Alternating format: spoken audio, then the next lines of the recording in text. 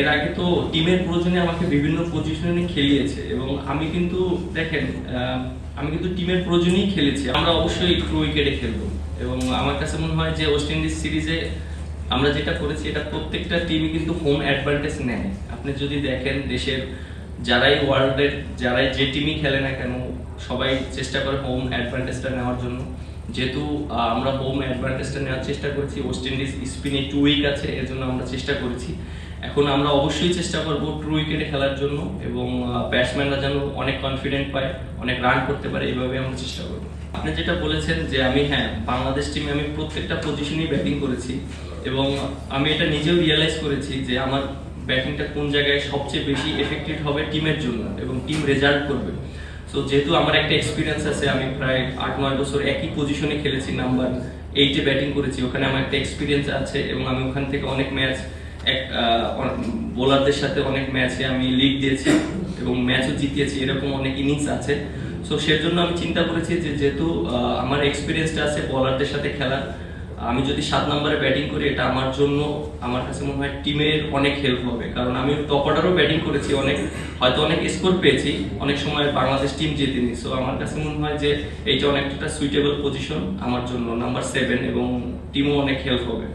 Expectation অবশ্যই যারা আছে টিমে, আপনি দেখেন বেস্ট 11-এ যারা খেলে আমার কাছে মনে হয় যে সবাইকে আপনি ইয়াং বলতে পারবেন না এবং অলমোস্ট অনেক বছর বাংলাদেশ টিমে খেলছে এবং বাংলাদেশ টিমে যার অ্যাবিলিটি আছে সেই কিন্তু বাংলাদেশ টিমে খেলছে। সো আমার কাছে মনে হয় যে প্রত্যেকটা প্লেয়ারের রেসপন্সিবিলিটিটা খুবই ইম্পর্টেন্ট এবং একটা সময় হয়তো আমরা চিন্তা করতাম আমি হয়তো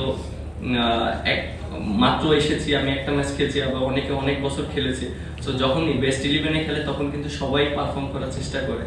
সো এখানে এক্সকিউজ দেওয়ার কোনো চান্স নেই। আমার কাছে মনে হয় প্রত্যেকটা প্লেয়ারই পারফরমেন্স করতে হবে এবং বাংলাদেশ টিমে খেলতে হলে অবশ্যই পারফরমেন্স করে সবারই খেলতে হবে এবং এন্ড অফ দ্য ডে আমার কাছে মনে হয় যে রেজাল্ট করানোর জন্য প্রত্যেকটা প্লেয়ারের ওই রেসপন্সিবিলিটি নিয়ে এবং টিমের জন্য খেলতে হবে।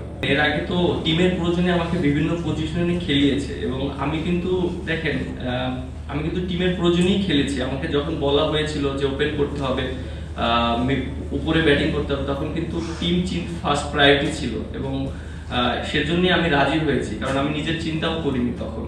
আর এখন যেহেতু টিমের একটা ব্যালেন্স তৈরি করতে হবে, কারণ যেহেতু আমাদের সামনে ওয়ার্ল্ড কাপ আছে, এখন আমি বেশি কিছু চেঞ্জ করতে চাচ্ছি না। আর একটা টিম যখন তৈরি করবেন তখন একটা পজিশনে একটা প্লেয়ারকে বেশি সুযোগ দিলে তখন এক্সপিরিয়েন্সটা হয়, একটা ভালো একটা টিম বন্ডিং হয়। সো আমি ওইভাবে চেষ্টা করবো একটা টিমকে বন্ডিং করার জন্য এবং বেশি কিছু চেঞ্জ না করার জন্য।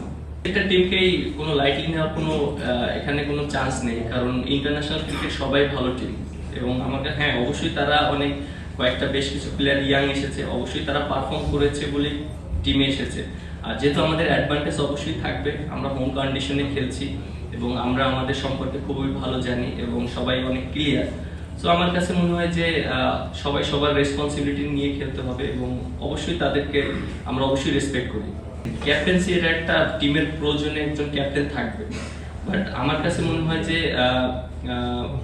একটা ক্যাপ্টেন যাকেই দেওয়া হোক না কেন তাকে সময় দিলে জিনিসটা আরো সুন্দরভাবে বিল্ড করা যায়। এটা আসলে ডিসাইড করবে ক্রিকেট বোর্ড এবং আমার যে রোলটা আমি চেষ্টা করবো, যেহেতু আমাকে যতদিনের জন্য দায়িত্ব দেওয়া হয়েছে আমি চেষ্টা করবো যে টিমটাকে একটা ভালো পজিশনে নিয়ে যাওয়ার জন্য। দেখেন যে ফার্স্ট 2 সিরিজ ভালো হয়নি, আমরা হেরে গিয়েছি, তবে লাস্ট সিরিজ কিন্তু আমরা ম্যাচ জিতেছি, সিরিজ উইন হয়েছে। সো আমার কাছে মনে হয় এই সিরিজটা আমাদের জন্য খুব ইম্পর্টেন্ট, যে আমার জন্য না, বাংলাদেশ টিমের জন্য, বাংলাদেশের জন্য, কারণ বাংলাদেশ সামনে ওয়ার্ল্ড কাপ খেলবে।